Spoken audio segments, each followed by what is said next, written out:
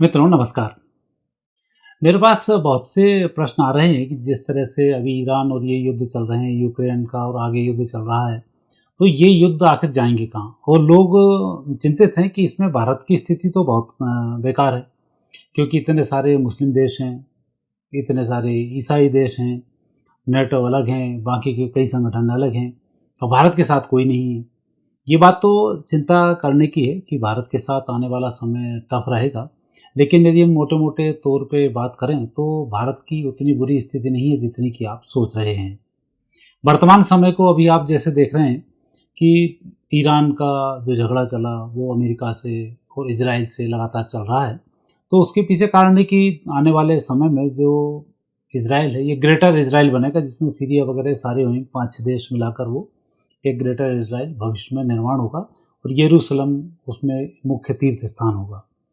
तो एक बात तो ये क्लियर है कि ये जो बढ़ रहा है, ये किस्मत इज़राइल की है कि अमेरिका साथ आया और वो अपने क्षेत्र को बढ़ाने में सफल हो रहा है, पहली बात। अब दूसरी बात करते हैं कि ईरान की क्या होगा। हमारा विपक्ष लगा हुआ है, ईरान के खामनोई मर गए तो हमारे मोदी जी को उन्हें श्रद्धांजलि देनी चाहिए या उनकी मृत्यु पर कुछ शब्द बोलने चाहिए।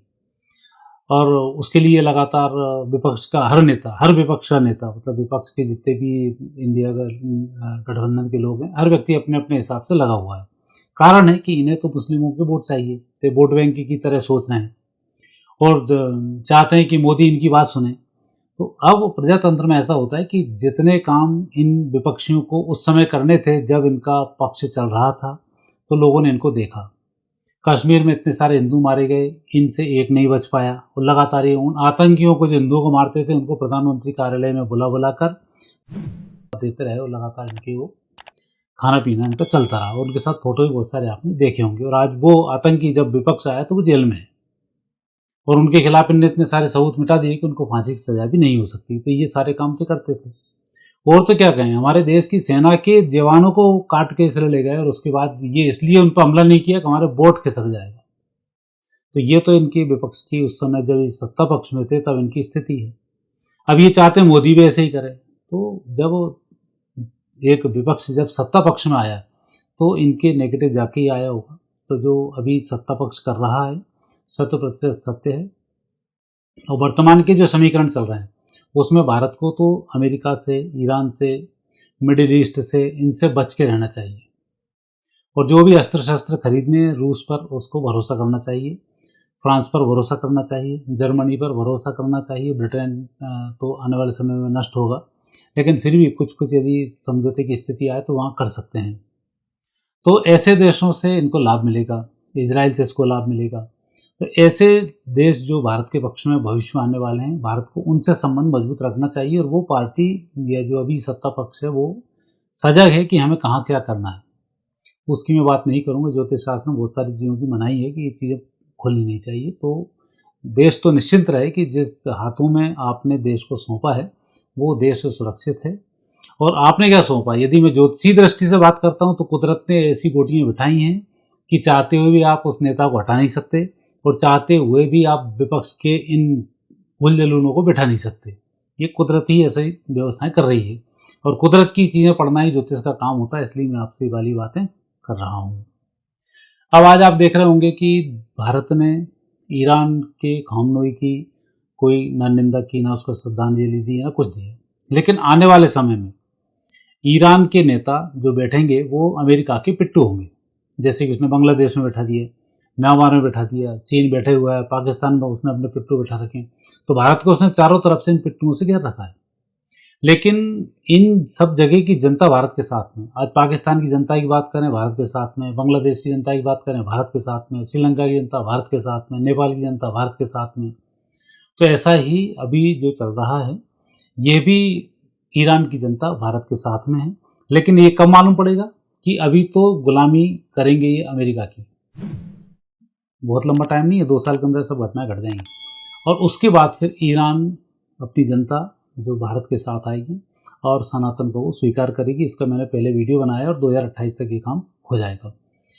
और आने वाला जो समीकरण है वो समीकरण ऐसा होगा कि जैसे अभी लड़ रहे हैं मिडिल ईस्ट के मुस्लिम और अमेरिका, ईसाई लड़ रहे हैं, ईसा मूसा जब लड़ते हैं तो इनके अंदर मारकाट जबरदस्त बनती है, बिल्कुल पूर्ण शत्रुओं की तरह लड़ाई करते हैं।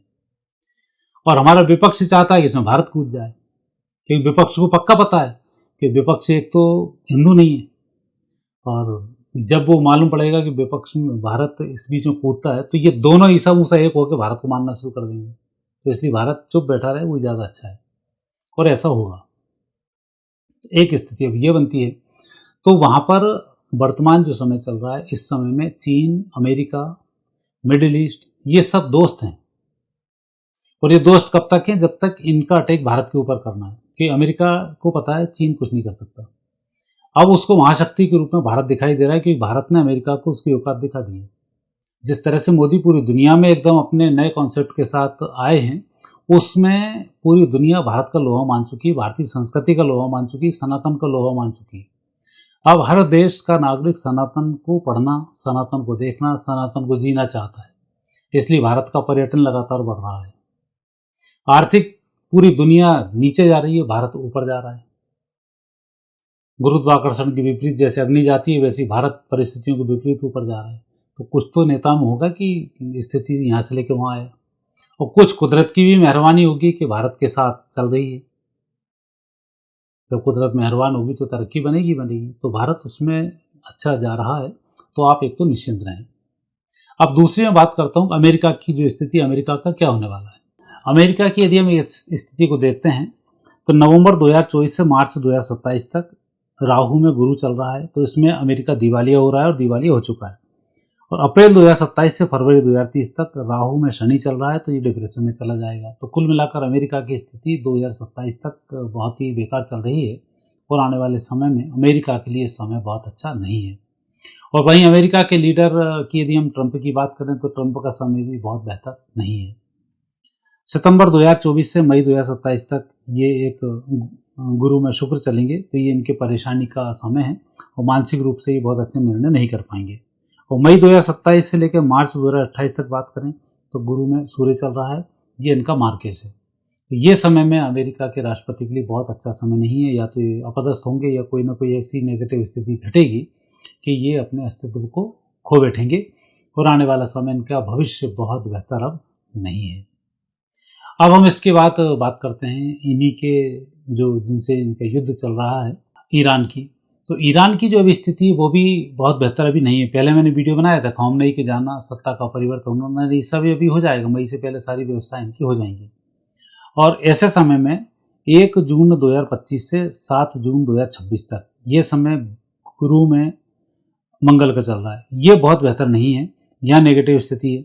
और 7 जून 26 से 1 नवंबर 2028 तक गुरु में राहु चलेगा। इसमें ईरान पूरा परिवर्तित हो चुका होगा, और उस समय में ये भारतीय सनातन संस्कृति को स्वीकार करेगा, और वहाँ की जनता वहाँ के राजा के खिलाफ विद्रोह करके एक अच्छे शासक को वहाँ पर बिठा देगी। तो एक स्थिति तो ये बनती है। अब हम इजराइल की बात करते हैं, तो इजराइल का जो समय है ये भी 2025 से 2028 तक का ऐसा चल रहा है कि इसमें लगातार ये लड़ाई करेगा, टूटेगा उठेगा, लेकिन 2028 के बाद आकर यरूशलेम पर भगवान की एक विशेष कृपा होगी, और एक ग्रेटर इजराइल 2028 तक में ये बन जाएगा। अब स्थिति बनेगी भारत के मजबूत होने की, चीन के गिरने की, अमेरिका और चीन के नष्ट होने की। तो ये जो मैं बात कर रहा हूँ, जिनके बारे में आप कभी सोच भी नहीं सकते, तो आने वाले समय में 2028 के बाद अमेरिका अपना अस्तित्व खो बैठेगा। चीन की हर व्यक्ति बात करता है 6 टुकड़ों में बटेगा, तो वो पक्का बटेगा। जब ये भारत पर अटैक करेंगे तो भारत पर जो अटैक करेंगे वो अमेरिका होगा, चीन होगा, मिडिल ईस्ट होगा, ये पहले भारत के ऊपर अटैक करेंगे। और भारत की स्थिति जब थोड़ी सी कमज़ोर बनेगी तो ऐसे समय में भारत के साथ में इजराइल हमेशा साथ देगा, भारत का रूस हमेशा साथ देगा, फ्रांस हमेशा साथ देगा, जर्मनी हमेशा साथ देगा, जापान हमेशा साथ देगा, और ये एक अलग ही गुट उस समय में तैयार हो जाएगा। हारता हुआ भारत जीत में परिवर्तित होगा, और जितने भी ये जो नाम मैंने लिए हैं, चाहे हम ब्रिटेन की बात करें, चाहे हम मिडिल ईस्ट की बात करें, चाहे हम नेटो देशों की बात करें, यूरोप की बात करें, यहाँ की जनसंख्या बहुत सारी कम होने वाली है। तो स्थिति वहाँ पर बहुत नेगेटिव होगी, और अंतोगत बाद 2028 के बाद भारत का झंडा बुलंद होता चला जाएगा, और 2030 तक आते आते पूरी बाजी जो अभी आप नेगेटिव देख रहे हैं ये सब पॉजिटिव होती चली जाएगी। भारत में स्थिति बहुत मजबूत होगी। तो ऐसे जो अब ग्रह योग बन रहे हैं ये अब भारत के पक्ष में धीमे धीमे बनते जा रहे हैं, और कुदरत भी भारत का उस तरह से साथ दे रही है। भारत को ही मंगल की महादशा चल रही है, तो फरवरी से लेकर जो समय चल रहा है ये समय मंगल में राहु का समय है, तो जून 2026 तक थोड़ा सा एक नेगेटिव जो समय है ये समय रहेगा। ये स्थिति को ठीक नहीं दर्शाता है। और फरवरी 27 के बाद का जो समय वो फिर भारत का समय आएगा। उसमें भारत परेशान भी होगा, लेकिन उसमें विजयश्री की भी प्राप्ति होगी, क्योंकि वहाँ मंगल में गुरु चलेगा। और ये चलेगा फरवरी 2027 से फरवरी 2028। इस समय में भारत के साथ जो गठजोड़ वाले देश हैं वो भी जुड़ना शुरू हो जाएंगे और एक मजबूत संगठन यहाँ पर तैयार हो जाएगा।